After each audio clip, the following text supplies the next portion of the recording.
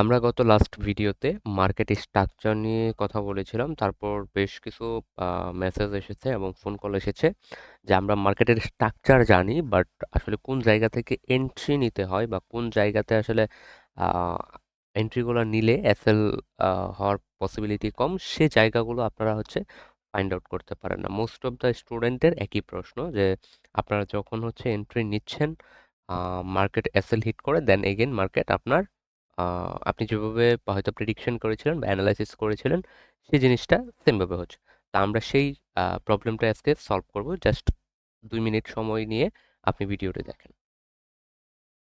First of all আপনাকে বুঝতে হবে যে আপনি কোন জায়গাতে আসলে এন্ট্রি নিতে চান বা কোন জায়গাতে এন্ট্রি নিতে হবে। আপনি লাইক এসএমসি জানেন বা আপনি আইসিটি জানেন, তাহলে আপনাকে কোন জায়গাগুলোতে এন্ট্রি নিতে হবে। আপনাকে খুঁজতে হবে ওয়াটার ব্লকগুলা। ফার্স্ট অফ অল আপনাকে একটা জোন মার্ক আউট করতে হবে। ফার্স্ট অফ অল আপনার বুঝি zone. First of all zone mark out করবেন। ভালো করে একটু বোঝার চেষ্টা করেন, হ্যাঁ। ফার্স্ট অফ অল আপনাকে জোন মার্ক আউট করতে হবে। এটা একটা জোন।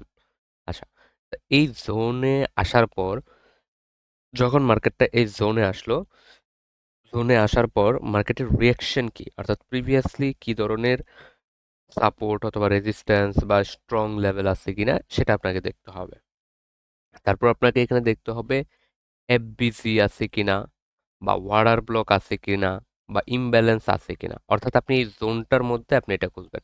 আপনি যদি কন্টিনিউশন মার্কেট র্যালি ধরেন, আপনার এই যে কন্টিনিউশন যে মার্কেটটা আছে, এই যে মার্কেটটা, এই জায়গাটা, এই যে এই জায়গাটা, এই জায়গাটা, এখন আপনি যদি এইখানের মাঝখানে গিয়ে আপনি এফবিজি খুঁজেন বা জোন খুঁজেন, তাহলে কিন্তু আপনার হবে না। আপনাকে খুঁজতে হবে এই যে যে লেভেল, এই যে যে লেভেল অর্থাৎ মার্কেটের জোন, কোথা থেকে টাচ করে মার্কেট নতুন হাই ক্রিয়েট করছে বা কোথা থেকে টাচ করে মার্কেট নতুন লো ক্রিয়েট করছে। অর্থাৎ এই যে লেভেলগুলো, এই লেভেলগুলো এক একটা জোন। এখন এই জোনে যাওয়ার পর আপনাকে এখানে এফবিসি, ইমব্যালেন্স, তারপর অর্ডার ব্লক, এই জিনিসগুলো খুঁজতে হবে। তো এই জিনিসগুলো থেকে আপনাকে ফাইন্ড আউট করতে হবে ভ্যালিড অর্ডার ব্লক কোনটা, ভ্যালিড এফবিসি কোনটা, ভ্যালিড ইমব্যালেন্স কোনটা। যখন আপনি ভ্যালিড ফাইন্ড আউট করতে পারবেন, তখন কেবল আপনি যদি এখান থেকে জোন থেকে এন্ট্রি নেন, তখন আপনার প্রফিট 100%, 100% না, আপনি 80% ধরবেন। কারণ আমি এই ফরেক্স মার্কেটে আমি বলবো না যে 100% বলে কিছু আছে। আপনাকে প্রবাবিলিটি, প্রবাবিলিটি যে বিষয়টা, প্রবাবিলিটির উপর ডিপেন্ড করবে। আর আমাদের মানে সিস্টেমেটিক রুলস হচ্ছে যে আমাদের প্রবাবিলিটিটা অলওয়েজ কি হাই হতে হবে। লাইক 5 এন্ট্রিতে 4 এন্ট্রি আমার প্রফিট লাগবে। এই যে যে মেন্টালিটিটা, এই মেন্টালিটিটা যদি আমরা কন্টিনিউ করতে পারি এবং একই প্যাটার্নে যদি আমরা কাজ করতে পারি, অর্থাৎ এই জোনগুলো ফাইন্ড আউট করে প্রপারলি যদি অর্ডার ব্লক, ইমব্যালেন্স, এই জিনিসগুলো আমরা যদি ভ্যালিডগুলো খুঁজে বের করে তারপর আমরা এন্ট্রি নিই, তাহলে আপনাকে এই প্রবলেমটাতে পড়বেন না। আরেকটা কথা আমি মনে রাখি বলি, অনেকে বলে যে আমি এন্ট্রি নেওয়ার পর আমার এসএলটা হিট করে তারপর সে মার্কেট সেম ডিরেকশনে যায়। এখন এই জিনিসটা কি, আপনি হয়তো কি মার্কেটটা রেডি হওয়ার আগে, অর্থাৎ মার্কেটটা জোনে আসার সাথে সাথে আপনি এন্ট্রি নিয়ে নেন, কিন্তু মার্কেটের জোনে আসার পর সে লিকুইডিটি নিবে, এটাই স্বাভাবিক।